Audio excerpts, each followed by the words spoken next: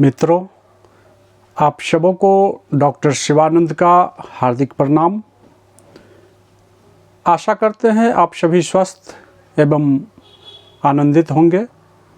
हम अपने चैनल में आपका स्वागत करते हैं और आज जो हम जानकारी लेकर आए हैं वह जानकारी जो है, आज का जानकारी है कॉन्स्टिपेशन के ऊपर। आज हम जानकारी लेकर आए हैं जो कब्ज़ की जो शिकायत है, कब्ज़ का जो प्रॉब्लम है, कब्ज़ क्या है और यह कैसे होता है और कब्ज़ होने के बाद कौन कौन सी बीमारी आपको प्रभावित कर सकता है।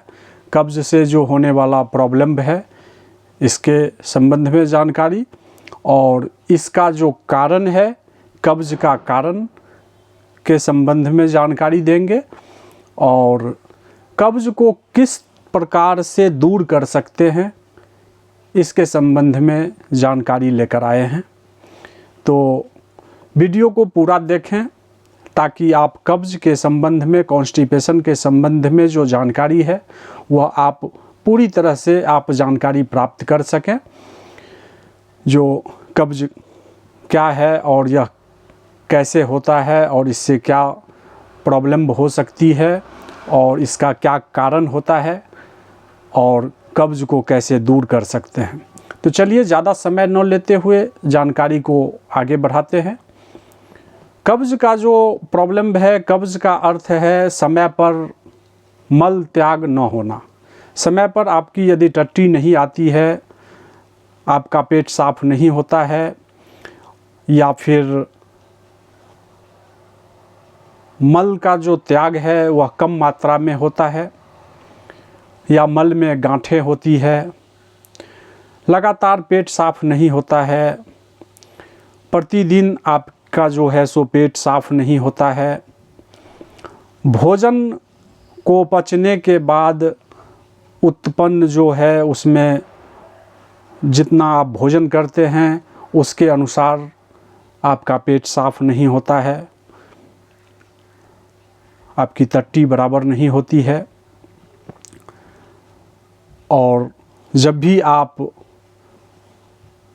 टॉयलेट में जाते हैं तो आपका जो टट्टी है वह आप पूरी तरह से पेट यानी साफ़ नहीं होता है और हल्का फुल्का जो है सो पेट साफ़ हो जाता है और आपका पेट जो है सो ये लगता है आपका सेटिस्फेक्शन नहीं हुआ, आप जो है सो पूरी तरह से आप संतुष्ट नहीं हो पाए जो कि हमारा पेट साफ़ हुआ। कब्ज़ कैसे होता है, कब्ज़ होने का जो कारण है, कब्ज़ कैसे होता है। यदि आप बार बार खाना खाते हैं, दिन में जितने बार भी आप खाना खाएं और खाना खाने के बाद जब आप मल त्याग करने के लिए जाते हैं और आपका मल यदि पूरी तरह से सारे खाना खाए हुए जो भी खाना है वो खाना का जो पाचन होने के बाद सारा मल एक साथ इकट्ठा होकर आपका मल त्याग होना चाहिए। यदि ऐसा नहीं होता है, मल यदि आपका पूरा साफ़ नहीं होता है, पूरा मल नहीं निकलता है और कुछ निकल जाता है, कुछ बचा हुआ रह जाता है, कुछ आंतों में इकट्ठा रह जाता है, तो इस तरह पेट में हमेशा मल भरा रहता है। जब कोई उपवास करते हैं, व्रत करते हैं, तब नया मल तो पेट में नहीं बनता, लेकिन स्वाभाविक मल जो है त्याग होना चाहिए और यदि स्वाभाविक मल त्याग नहीं होता है तो कुछ दवाइयाँ खाते हैं, कुछ एनिमा लेते हैं, इस तरह से मल का त्याग करते हैं। तो जो भी खाना आप खाते हैं, सारे दिन में आप जो भी खाना खाए, वह जो खाना है वह पाचन के साथ जब आप मल त्याग करने के लिए जाते हैं और यदि आपका पूरा मल यदि बाहर नहीं निकलता है, कुछ निकलता है, कुछ अटक जाता है, तो यह जो है सो कब्ज कहलाता है, यह कब्ज है। और कब्ज से जो होने वाली प्रॉब्लम है, जो तकलीफ़ है, इससे जो भी बीमारियां आपको हो सकती है वह कौन सी बीमारी हैं, चलिए इसके बारे में भी जान लेते हैं। थोड़ी सी जानकारी आप यदि कब्ज़ के संबंध में जानकारी प्राप्त कर लेते हैं तो आप अपने कब्ज़ को पूरी तरह से दूर कर सकते हैं। तो कब्ज़ रहने से यदि पेट में जमा हुआ मल आंतों की गर्मी एवं नमी के कारण सड़ने लगता है और गंदी वायु जो है सो उत्पन्न करता है। यदि मल एकत्रित होकर गंदे रस को आंतों द्वारा सोखने एवं रक्त में मिश्रण होने से रक्त अशुद्ध हो जाता है। यदि आपको कॉन्स्टिपेशन की प्रॉब्लम है, कब्ज रहती है, तो आपके पेट में जो वायु बनेगा वो विषैला वायु बनेगा और वह जो वायु है वो सारे शरीर में फैलने लग जाता है और इस शरीर में फैलने के साथ साथ यह जो है सो अपने ब्लड में जो है सो खून में फैल जाता है और खून में फैलने से यह शरीर में एक विषैला जो है सो तत्व जो है सो विषैला पदार्थ जो है सो आपके शरीर में फैलने लग जाता है, जिसके कारण आपका जो है सो रक्त अशुद्ध हो जाता है, रक्त विषाक्त हो जाता है, ऐसा कह सकते हैं, रक्त विषाक्त हो जाता है। और जब रक्त विषाक्त हो जाता है तो इससे शरीर में गंदगी, वायु एवं रोग के कीटाणु पैदा होते हैं। जब आपके शरीर में यह विषाक्त पदार्थ जब इकट्ठा हो जाता है तो आपके ब्लड को जो है सो यह दूषित कर देता है और इससे आपके शरीर में काफ़ी सारे कीटाणु पैदा होते हैं तथा भिन्न भिन्न प्रकार के रोग हो जाते हैं। जिस प्रकार रास्ते में पड़े मल के पास से जाने से बदबू के कारण सिर भारी हो जाता है, सांस लेना कठिन हो जाता है, उसी प्रकार आंतों में पड़ा मल अपनी सड़न और बदबू से शरीर की सारी ग्रंथियों, शरीर को जो भी ग्रंथि हैं शरीर के, इसको वो प्रभावित करने लग जाता है। इससे आपका प्रफुल्लता जो है शरीर का वह आपका कम होने लग जाता है, उत्साह को यह समाप्त कर देता है। आपका दिन भर दिन जो है सो आपका मन चिड़चिड़ा रहता है, चिड़चिड़ा रहने लग जाता है। तो इसमें आलस्य भी होने लग जाता है, आपका शरीर हर समय सुस्त आलस्य भाव जो है सो आपके अंदर बहुत काफ़ी जो है सो यह आपको प्रभावित करने लग जाता है। मन आपका खुश नहीं रहेगा, मन हर समय जो है सो आपका जो है सो बिल्कुल एकदम खिन सा रहने लगेगा। मुंह में पानी और दुर्गंध आने लग जाता है, बुखार सा आपको शरीर में जो है सो आपकी शरीर का जो ताप है वह ताप बढ़ने लग जाता है, जैसा आपको प्रतीत होगा जो आपको फीवर हो गई है, फीवर के जैसे आपके शरीर में ताप रहने लग जाता है।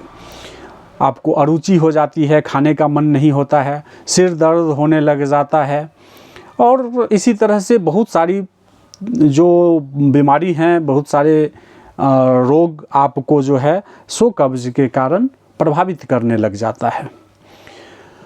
लगातार कब्ज रहने से बवासीर भी हो जाती है और जॉइंट पेन की प्रॉब्लम भी हो जाती है, जिसे गठिया बोलते हैं, आर्थराइटिस बोलते हैं, साइटिका की प्रॉब्लम होने लग जाती है। यदि आपको कब्ज की शिकायत है तो यह सब तकलीफ़ें, यह सब प्रॉब्लम आपको होने की संभावना बढ़ जाती है शरीर में। तो चलिए अब जानते हैं कब्ज का जो कारण है, कब्ज का कारण क्या है, किस कारण से कब्ज होता है।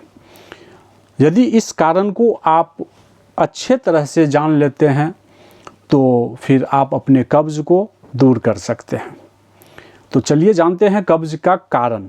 कब्ज का कारण क्या है? सबसे पहला जो कारण है, यह कारण है आपको खान पान की गड़बड़ी।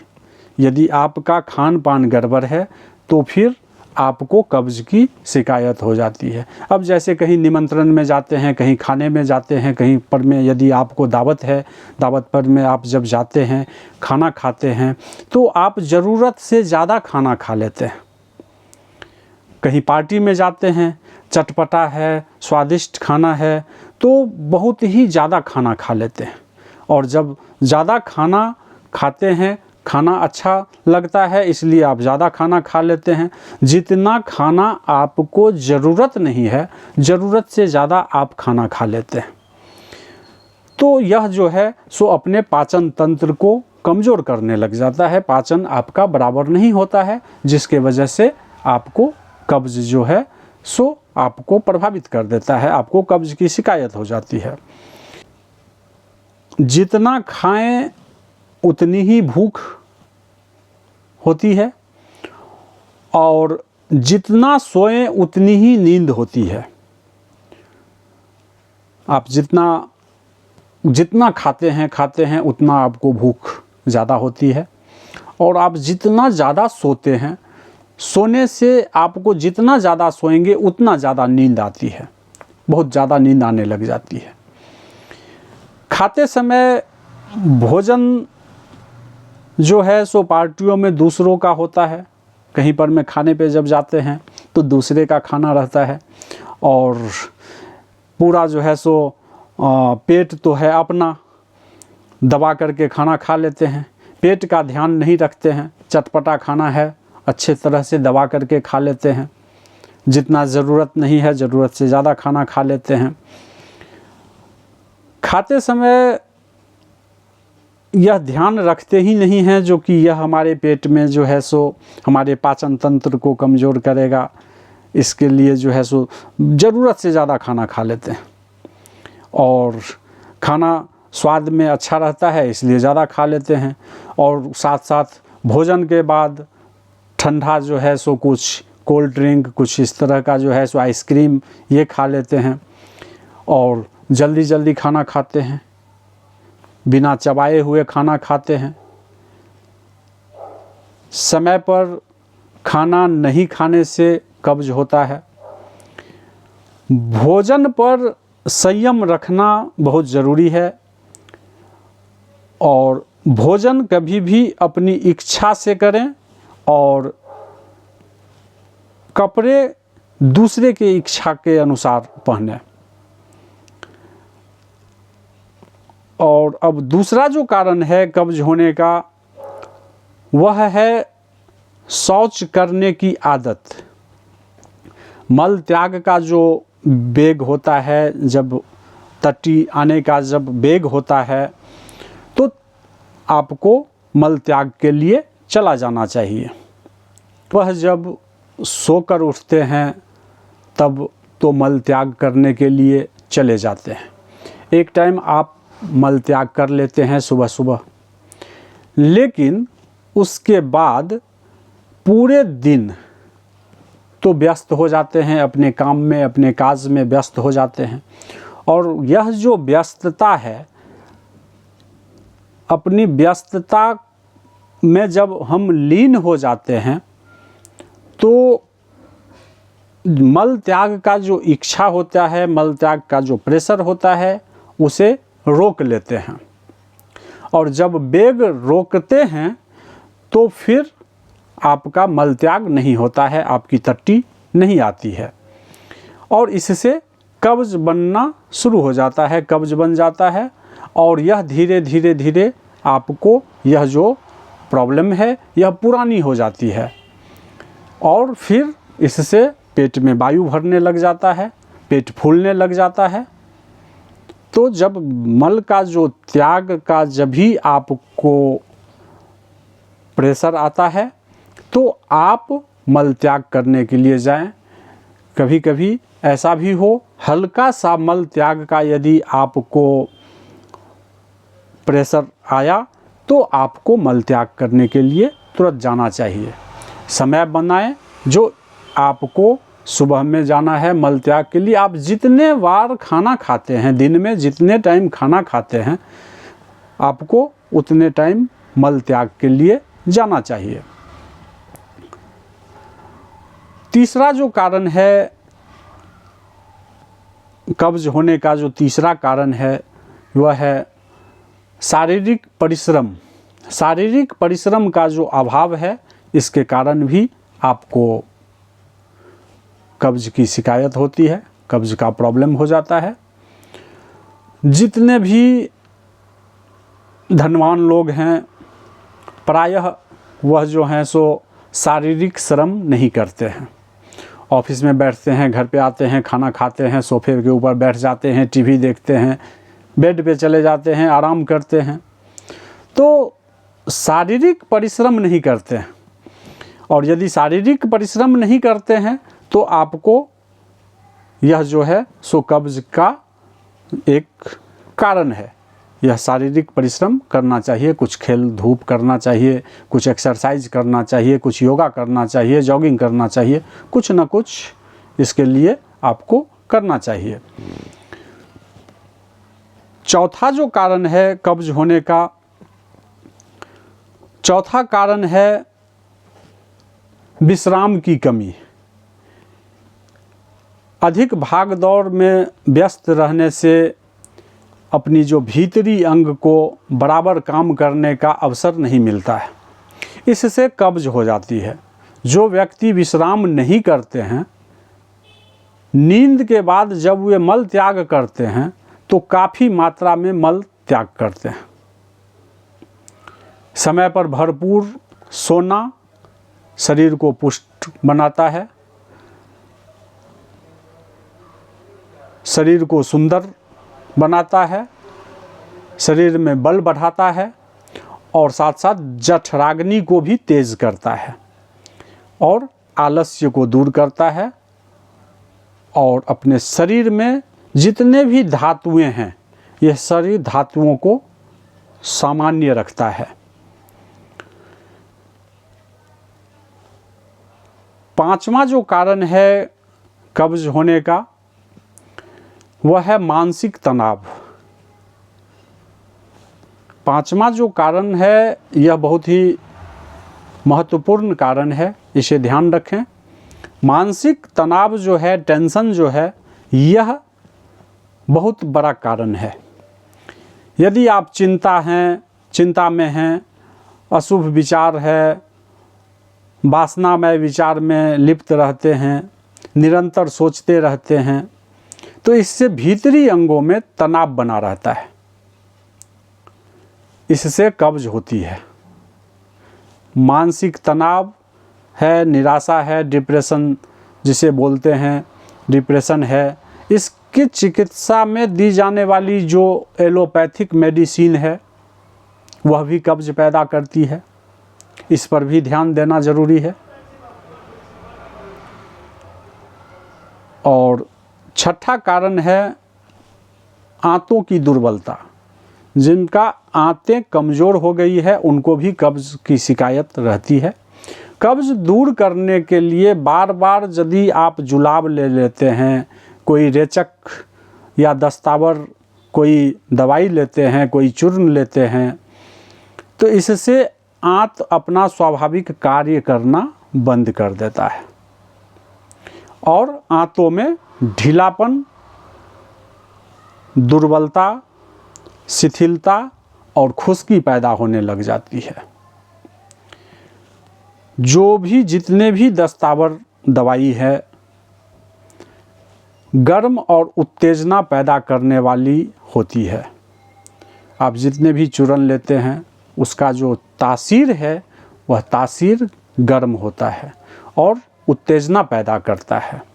इसलिए जहाँ तक हो सके दस्तावर दवाइयाँ लेने से अपने आप को बचा कर रखें, ज़्यादा दस्तावर दवाई नहीं लें। और यदि इस तरह की दवाई आप लेते हैं तो इससे, इसके सेवन से बवासीर होने की संभावना आपके साथ जो है सो बवासीर की प्रॉब्लम होने की संभावना बढ़ जाती है। और इस दवाई को जब लेते हैं तो इससे आपको स्वप्न दोष की भी प्रॉब्लम आपको हो सकती है, क्योंकि ये जो दवाइयाँ हैं, ये जो चूर्ण है, ये सारे उत्तेजना पैदा करती है, शरीर में आपकी उत्तेजना को बढ़ाता है। और यदि यह जब उत्तेजना आपके शरीर में बढ़ जाती है तो यह उत्तेजना आपको बवासीर भी पैदा कर सकती है और साथ साथ स्वप्न दोष की भी प्रॉब्लम हो सकती है। इसलिए ऐसी दवाइयों से बचें। सातवां जो कारण है वह है शौच जाने की जो शीघ्रता होती है। शौच जाने की शीघ्रता, यह भी जो है सो ध्यान देने वाली बात है। कभी कभी ऐसा होता है, एक बार बैठते ही पूरी तरह से टट्टी आ जाती है और फिर आने में थोड़ी देर लगती है। कुछ देर रुकने के बाद, कुछ प्रयास करने के बाद पेट के बाएं हिस्सों को हाथों से दबाने से टट्टी फिर आने लगती है। अतः टट्टी करने के समय, मल त्याग करने के समय आप शीघ्रता न करें, थोड़ा सा समय दें, थोड़ी देर बैठें। जब आप थोड़ी देर मल त्याग करने के लिए बैठते हैं तो मल का जो अंदर जो मल जमा हुआ है वह कभी कभी एक ही साथ में मल आपका त्याग हो जाता है। कभी कभी ऐसा होता है, एक बार त्याग होने के बाद कुछ देर आपको इंतज़ार करना पड़ता है। इंतज़ार करने के बाद थोड़ा सा अपने पेट को बाएं साइड से अपने पेट को थोड़ा हिलाएं। हिलाने डुलाने से आपका मल त्याग हो जाता है। तो इसमें आप शीघ्रता न करें। टट्टी करने के समय आपको शीघ्रता न करें। आप तुरंत ऐसे गए और तुरंत 2 मिनट में आपने देखा जो फर्स्ट एक राउंड आपका मल त्याग हो गया तो आप तुरंत उठ करके जो है सो चले आए, ऐसा नहीं। कुछ देर आप समय दें। थोड़ा सा समय देने के बाद आपका मल पूरी तरह से त्याग हो जाएगा। 8वां जो कारण है वह है पानी की कमी। यदि आप पानी भी कम पीते हैं तो इससे भी आपको कब्ज की शिकायत बनी रहती है। प्यास लगने पर में तो हर एक व्यक्ति पानी पीता है, लेकिन सुबह में जब आप शौच के लिए जाते हैं, शौच में जाने से पहले और सुबह में जब आपको फर्स्ट सुबह का जब नींद कभी खुल जाती है 3 बजे 4 बजे, उस समय में आप पानी पिएं। सुबह का जो पानी है, सुबह का पानी आप जब सो के उठते हैं, जब आप सुबह में जब आपको पहली बार जब नींद खुलती है 3 बजे 4 बजे 5 बजे, तो आप उस समय में पानी पिएं। दोपहर में भोजन करने से 1 घंटा पहले पानी पिएं। 1 घंटा या 2 घंटा पहले आप दोपहर में खाना खाने से पहले पानी पिएं। और रात में सोने के समय में पानी पिएं। और कभी भी खाना खाने के तुरंत बाद पानी न पिएं। कम से कम आधा घंटा का समय रखें। वैसे 45 मिनट के बाद में आप पानी पी सकते हैं। खाना खाने के बाद 45 मिनट के बाद में पानी पिएं। यदि आप इस तरह से पानी का सेवन करते हैं तो आप कब्ज़ की जो प्रॉब्लम है इसे दूर कर सकते हैं और यह जो है सो आपको कब्ज़ का कारण भी नहीं बनेगा।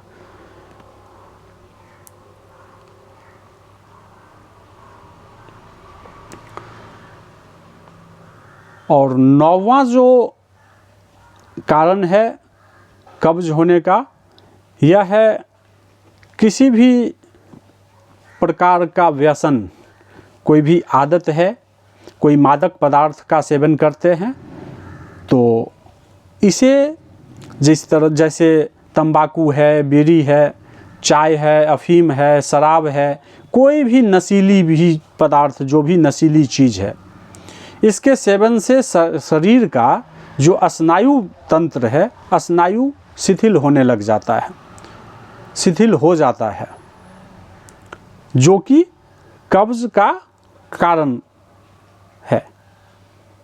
तो ऐसी कोई भी नशीली पदार्थ का सेवन न करें जिससे कि आपको कब्ज़ की शिकायत हो जाए।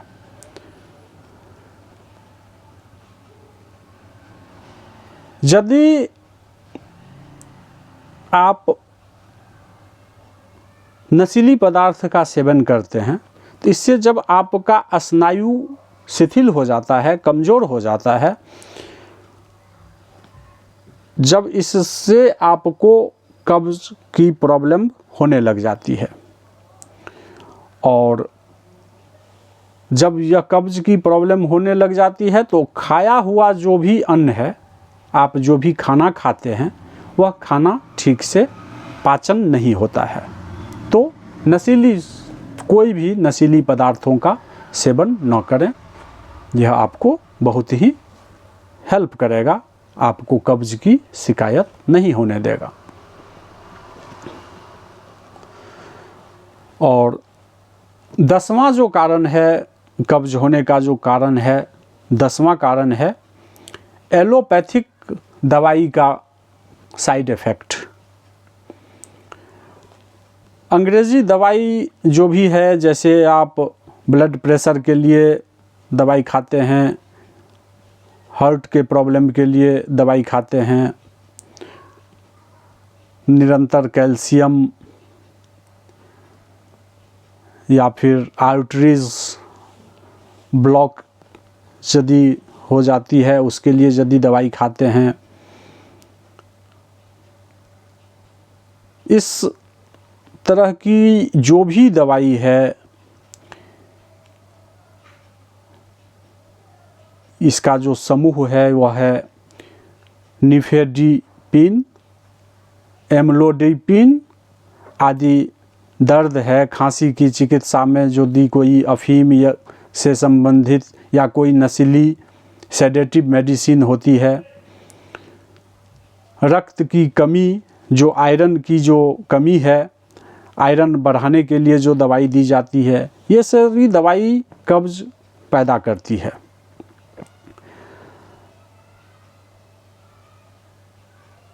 यदि आप कब्ज़ के रोगी हैं तो इस तरह की जब भी दवाई आप लेते हैं तो आप अपने डॉक्टर से इसके साइड इफ़ेक्ट के बारे में ज़रूर पूछ लें, उनसे बात कर लें, उनसे बात करके आप इस तरह की दवाई का सेवन करें। नहीं तो ये सारी दवाई आपको कब्ज़ पैदा कर सकती है, आपके कब्ज़ के प्रॉब्लम को बढ़ा सकती है। तो ये छोटी सी जानकारी थी अभी आपके कब्ज़ का जो कारण है उसके संबंध में। और अब जानते हैं कब्ज़ को किस प्रकार से दूर कर सकते हैं। इसके लिए कब्ज़ को कैसे दूर करें, इसके लिए कुछ जानकारी। अब कब्ज़ के संबंध में यदि जाने तो कब्ज़ अपने आप में कोई बीमारी नहीं है, कोई प्रॉब्लम नहीं है। और कब्ज़ से जितना बुद्धिमान लोग कब्ज़ से पीड़ित हैं, उतना सामान्य लोग कब्ज़ से पीड़ित नहीं हैं।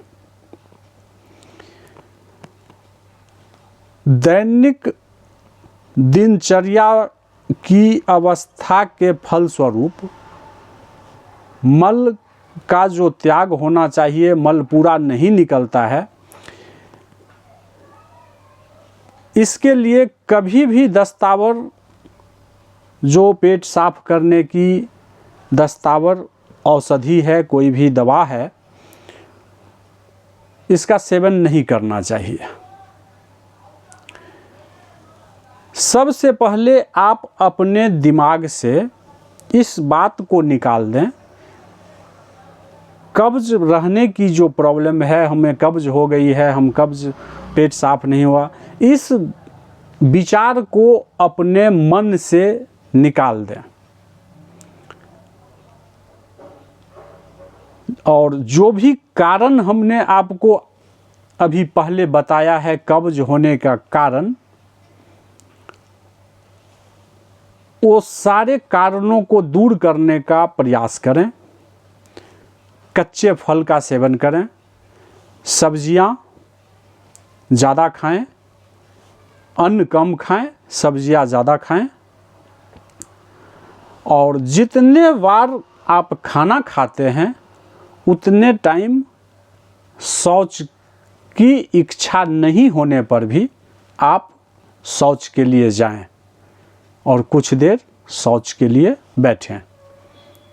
आपका मल त्याग हो न हो इसकी फिक्र न करें। आप जितने बार दिन में खाना खाते हैं उतने टाइम के लिए आप शौच के लिए भी जाएं। प्रतिदिन यदि आप ऐसा करना शुरू करते हैं तो आपको देखेंगे 2 दिन, 3 दिन, 4 दिन के बाद आपका मल त्याग होने लग जाएगा। आप जब जाएंगे मल त्याग के लिए तो आपका मल त्याग होने लग जाएगा। जिन लोगों को शारीरिक श्रम करने का समय नहीं मिलता है उन्हें व्यायाम करना चाहिए, वॉकिंग करना चाहिए, सुबह सूर्योदय से पहले उठना चाहिए, भोजन के बाद कुछ देर कुछ मनोरंजन करके फिर आराम करना चाहिए।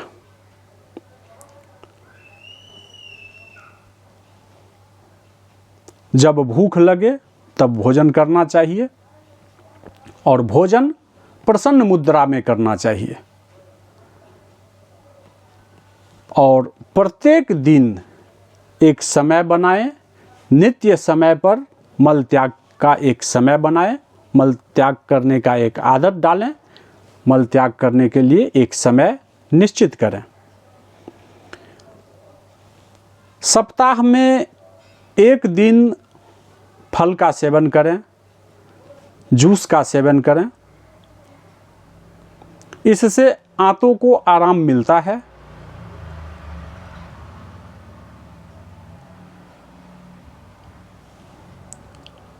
यदि आप ऐसा करते हैं तो फिर आप अपने कब्ज को पूरी तरह से दूर कर सकते हैं। कब्ज को दूर करने के लिए जो सबसे पहला इलाज है, पहला चिकित्सा है, वह है भोजन। भोजन को सुधार कर सब रोगों को दूर कर सकते हैं।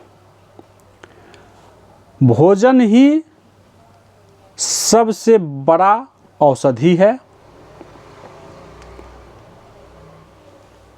जो कि गीता में भी कहा गया है, पथ्य कारक अन्य सेवन करने पर रोग नहीं होते हैं। खाने में ऐसी चीज़ों का सेवन न करें जो आपको कब्ज पैदा करता हो। खाने में ऐसी चीज़ें लें जिससे पेट स्वयं ही साफ हो जाए।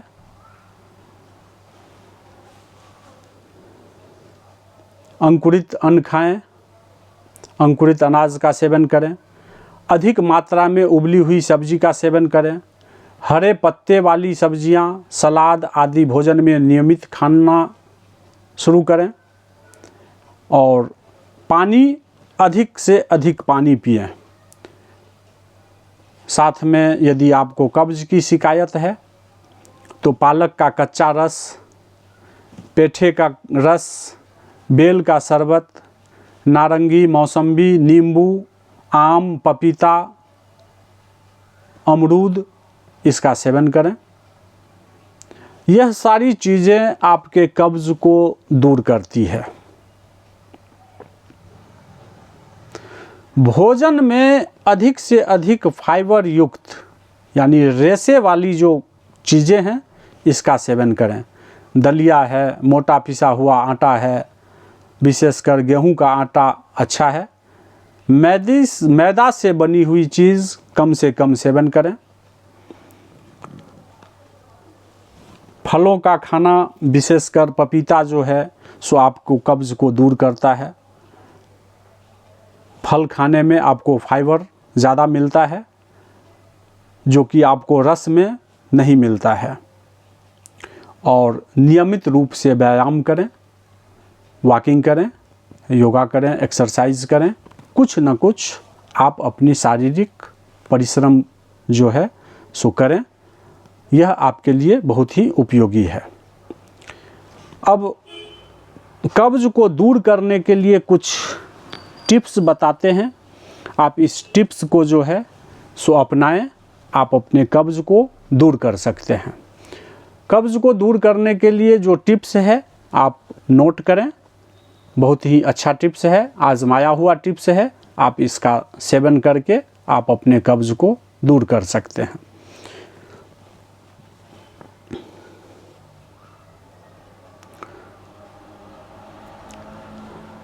चूर्ण है या जुलाब है,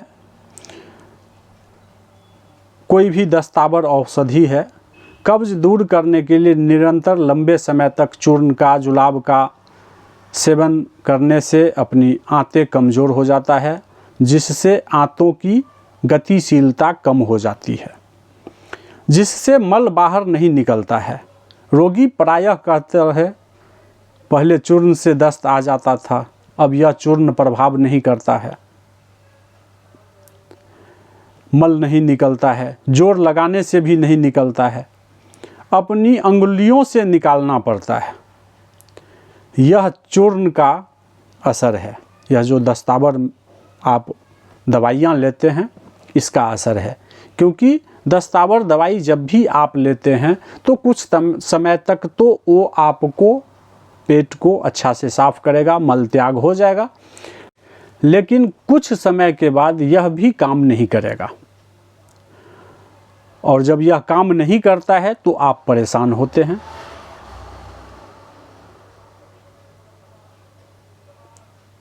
इसलिए दस्तावर कोई भी दवाई है, चूर्ण है, जुलाब है, ये इसका सेवन करने से बचें, इसका सेवन न करें।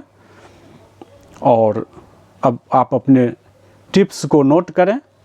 आज का जो टिप्स है बहुत ही अच्छा टिप्स है, इसका सेवन करके आप अपने कब्ज़ को दूर कर सकते हैं और अपने शरीर को स्वस्थ रख सकते हैं। पहला जो टिप्स है, आप इसमें नींबू का रस गर्म पानी के साथ रात्रि में 1 गिलास गर्म पानी में आधा नींबू का रस निचोड़ें और इसे पीकर आप सो जाएं। इससे आपको कब्ज़ की शिकायत नहीं रहेगी। दूसरा काम आप कर सकते हैं, नींबू के रस में थोड़ा सा शक्कर मिलाएं। 1 गिलास पानी में आधा नींबू का रस निचोड़ें और थोड़ा सा 1/4 चम्मच इसमें शक्कर मिलाएं और इसे रात में सोने से पहले पी लें। इसे पीने से आपको कब्ज़ की शिकायत नहीं होगी। आपका कब्ज़ का जो प्रॉब्लम है वह दूर हो जाएगा। दूसरा आप उपचार कर सकते हैं, हरड़ का सेवन करें। हरड़ जो है शरीर को स्वस्थ रखने के लिए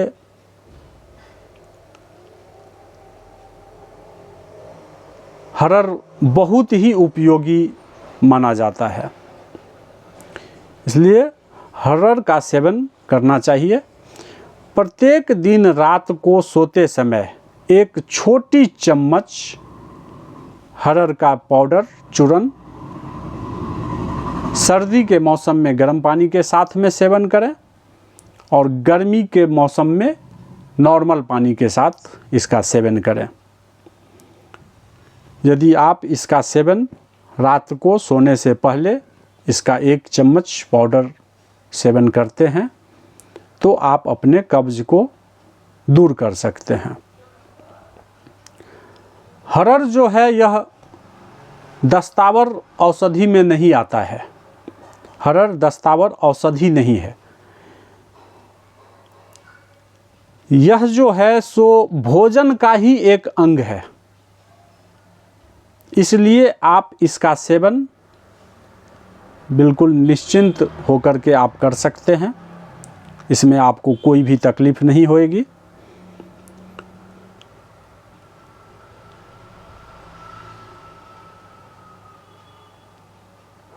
हरड़ एक रसायन है। इसके सेवन से दस्त, आपका मल त्याग अच्छी तरीके से होता है।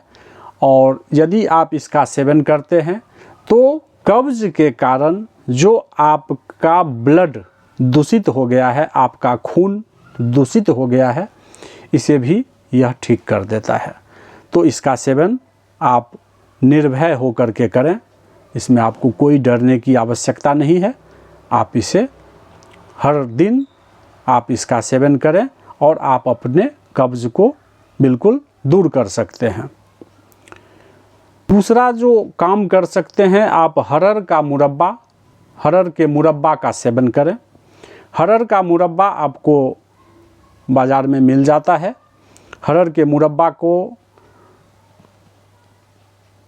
रात में आप हरड़ का एक मुरब्बा खाएं और इसके ऊपर से कोसा गर्म दूध पिएं।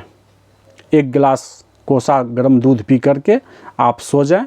इससे आपका जो है कब्ज का जो शिकायत है, वह कब्ज का शिकायत दूर हो जाएगा। इसके बाद आप जो उपचार कर सकते हैं, इसके बाद आप 250 ग्राम कच्चे गाजर का रस निकालें और इसे सुबह सुबह खाली पेट में पिएं। और यदि आप इसका जूस नहीं पी सकते हैं, इसका रस नहीं पी सकते हैं, तो आप इसे अच्छी तरह से चबा करके आप इसे सुबह सुबह में जब ब्रश करते हैं, ब्रश करने के बाद इसका सेवन करें। आपको कब्ज की शिकायत बिल्कुल पूरी तरह से दूर हो जाएगी। तो आप कच्चे गाजर का सेवन करें। यह आपके कब्ज को बिल्कुल जड़ से ठीक कर देगा। कुछ दिनों तक इसका सेवन करें। फिर आप इसबगोल का सेवन कर सकते हैं। इसबगोल की भूसी, यह कब्ज में बहुत लाभदायक है। इसकी 2 चम्मच, चाय की चम्मच 2 चम्मच से 4 चम्मच तक गर्म दूध या गर्म पानी में आप इसका फांकी ले लें।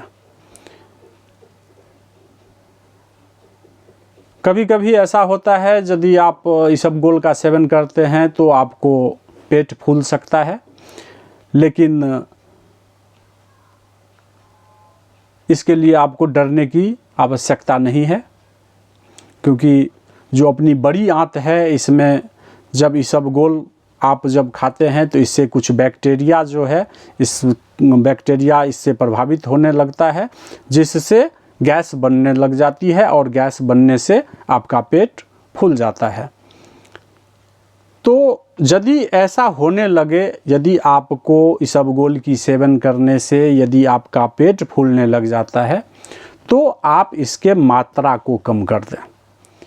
इसे थोड़ी कम मात्रा में लें। यदि आप 2 चम्मच लेते हैं, चाय के चम्मच से यदि आप 2 चम्मच इसबगोल का सेवन करते हैं, तो आप 1 ही चम्मच इसबगोल का सेवन करें। इससे आपकी कब्ज की शिकायत दूर हो जाएगी।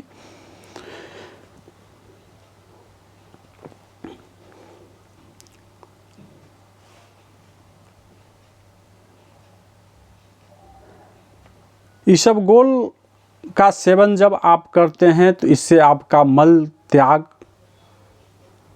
बिल्कुल अच्छे तरीके से होने लग जाएगा और इसे लेने से कोई तकलीफ भी नहीं है। इसबगोल लेने के बाद 2-3 गिलास पानी का सेवन करें, क्योंकि इसबगोल जब आप लेते हैं तो अंदर जा कर के पेट में वह इसबगोल की जो भूसी है वो आपको फैलने लग जाता है। इससे आप इसमें पानी का ज़्यादा सेवन करें। यदि आप ज़्यादा पानी का सेवन करेंगे तो इससे मल जो है सो आपका त्याग अच्छे तरीके से हो जाएगा। इससे आपका जो है इसबगोल की जो भूसी है वह आपके आंतों में जा कर के अच्छी तरह से फूलेगा और फूलने के बाद आपका मल अच्छे से त्याग हो जाएगा। और इसबगोल का सेवन जब आप कब्ज़ के लिए करते हैं तो कब्ज़ के लिए आप इसबगोल का सेवन रात के समय में करें और खाना खाने के तुरंत बाद आप इसका सेवन कर लें। ऐसा न करें जो आप अभी खाना खाएं और सोने के लिए जब जाते हैं तब इसका सेवन करते हैं।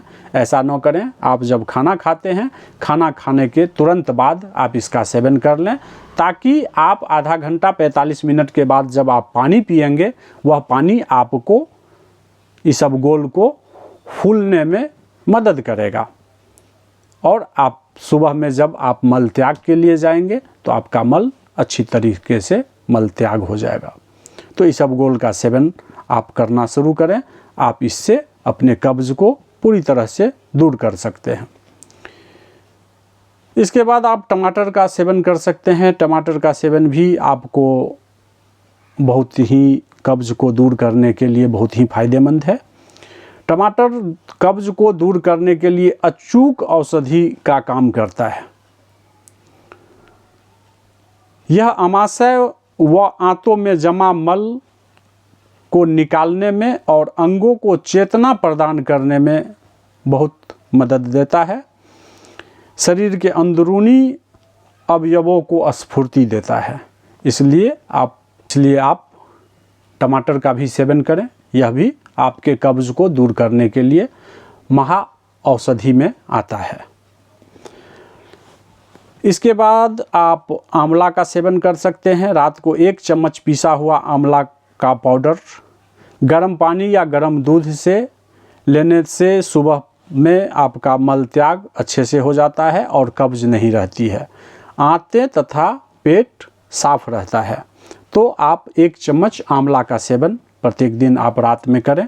इससे आपको कब्ज़ की शिकायत दूर हो जाएगी और साथ साथ आँखों की भी प्रॉब्लम जो है वो भी दूर हो जाएगी और आपके बालों की भी प्रॉब्लम दूर हो जाएगी। आपके बाल यदि गिरते हैं या आपके बाल कमज़ोर हो गए हैं, बाल सफ़ेद हो रहे हैं, तो आप आंवला का सेवन करें। आंवला का सेवन आपके कब्ज़ को बिल्कुल पूरी तरह से दूर कर सकता है, दूर कर देगा। आप इसका सेवन हर दिन करें। भोजन में मिर्च मसाले का सेवन कम से कम करें। सुबह उठने के बाद आप आंवला का एक मुरब्बा का सेवन करें, या फिर आप ऐसा करें रात को जो है सो 8 से 10 काली मुनक्का जो है इसे रात को 1 कप पानी में अच्छी तरह से धोकर भीगने के लिए डाल दें और सुबह जब आप ब्रश करते हैं उस समय इसे मैश करें और मैश करके मुनक्का भी खा लें और इसका पानी पी लें। यह भी आपको कब्ज़ की शिकायत को दूर करने के लिए बहुत ही उपयोगी है, बहुत ही अच्छा उपाय है। आप इसे सेवन करें। साथ साथ गरिष्ठ भोजन एवं मिर्च मसाले का जो सेवन है इसे आप कम से कम करें। यदि आप गरिष्ठ भोजन करते हैं, मिर्च मसाले का सेवन करते हैं, तो इससे आपके इंटेस्टाइन में आपको एसिडिटी की प्रॉब्लम हो जाती है, गैस बनने लग जाती है, जो कि कब्ज़ उत्पन्न करता है। इसलिए आप गरिष्ठ भोजन न करें। पानी खूब ज़्यादा से ज़्यादा पिएं। सुबह उठते ही पानी पिएं और कभी भी ज़्यादा देर तक पेट को खाली नहीं रहने दें। पेट यदि ज़्यादा देर तक खाली रहता है तो गैस की समस्या होती है। और जब गैस की समस्या होती है, इंटेस्टाइनल हीट ज़्यादा हो जाती है, तो आपको कब्ज की शिकायत हो जाती है।